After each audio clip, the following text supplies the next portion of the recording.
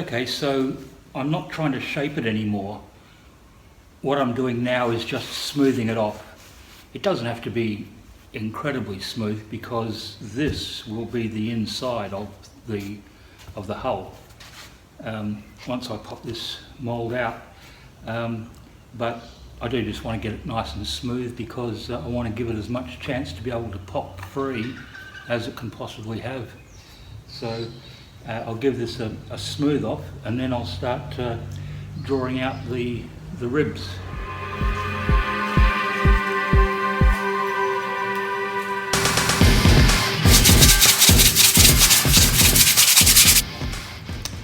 And I have to sand the stem post and keel back flat because this has got to be a channel that I'm going to have to dig out with the hot wire gun.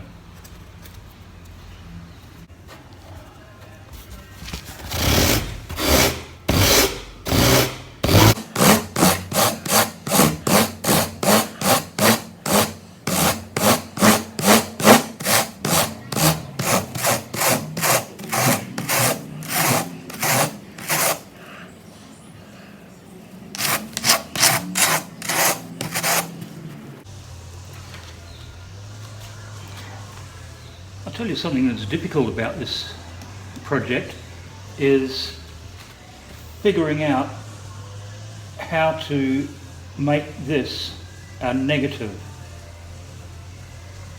The hull this is a plug, as you'd say. So I've got to make this as the mould. It's an inner mould, a male. So I have to figure out, I'm going to dig channels down here to make ribs to strengthen it up. But how I do the keel, I haven't quite figured out yet, but I'll get it.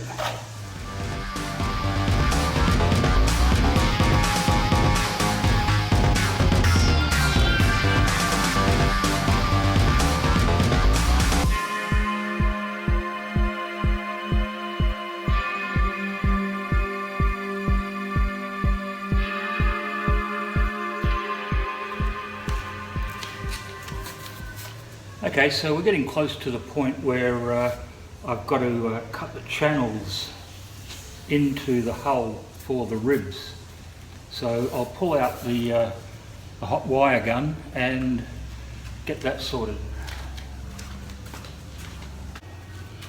So this is a little hot wire knife. I use this on the Viking ship. It's a very good little tool.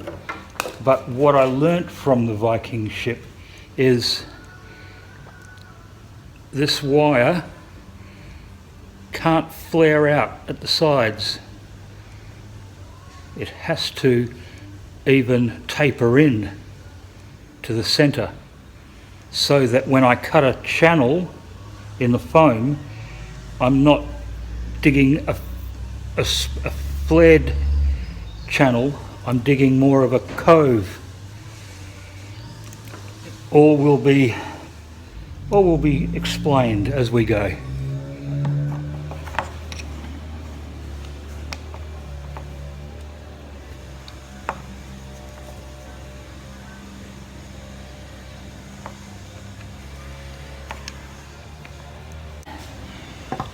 Here we go with the old learning curve again.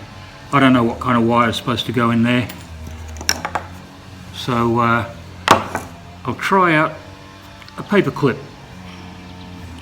Don't know if it's right or wrong, but live and learn together.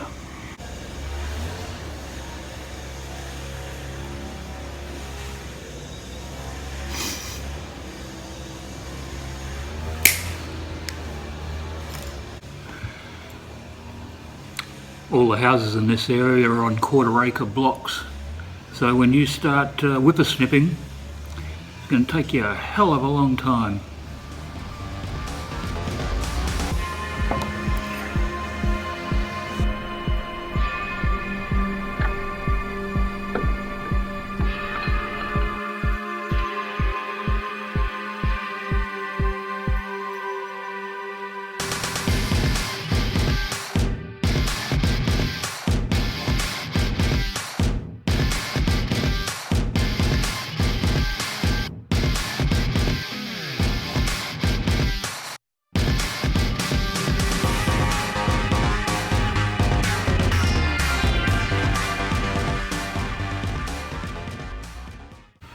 Well, there we go.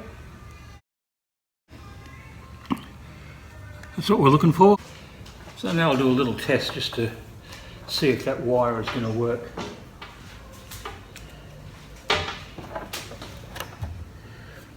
Switch them on. Don't electrocute myself.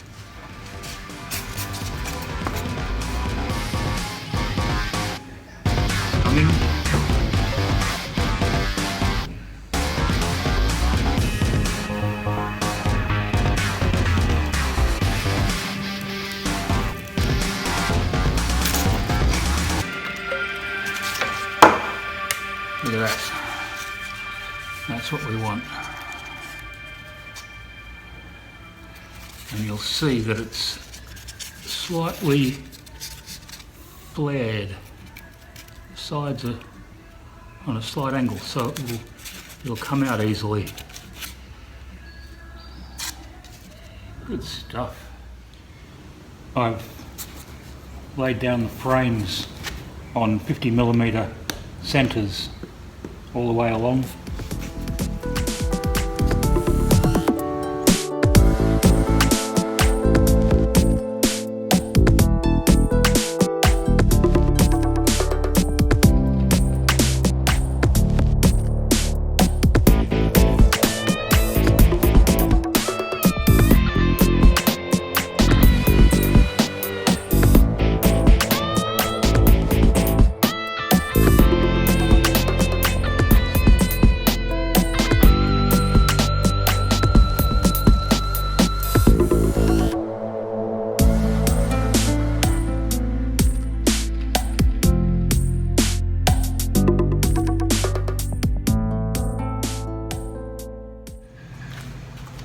So there's all the ribs drawn in. Now what I have to do is mark where I'm going to take the keel beam out and longitudinal frames as well to just help strengthen it up. When this goes in the water, it's going to need quite a bit of ballast. So I think I'm going to put it outside as a lead keel, and I'll be able to bolt through this frame that I'm going to put in here. So I'll do that.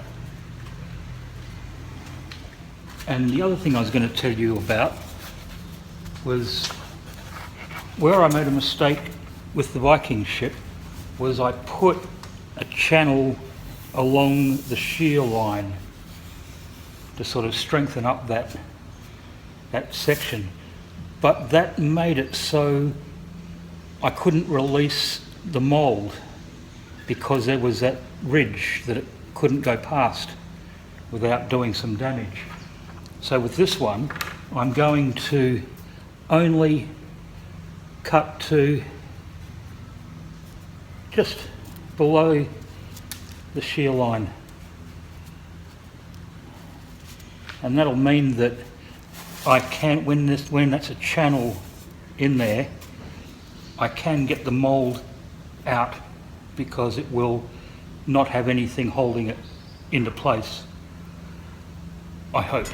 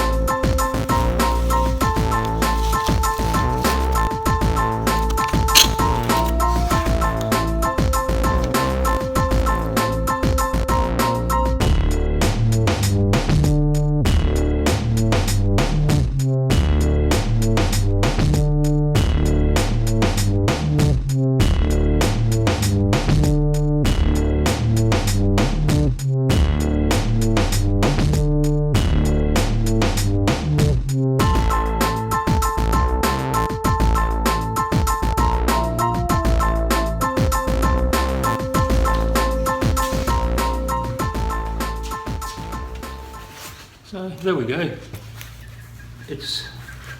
Some of the channels are not as neat as I would like, so I'm just going to go along probably with a bit of sandpaper and just tidy it up a little bit because I do want it to be presentable, although you probably won't even see it, but I will just tidy it up a little bit, but that's basically what we're after.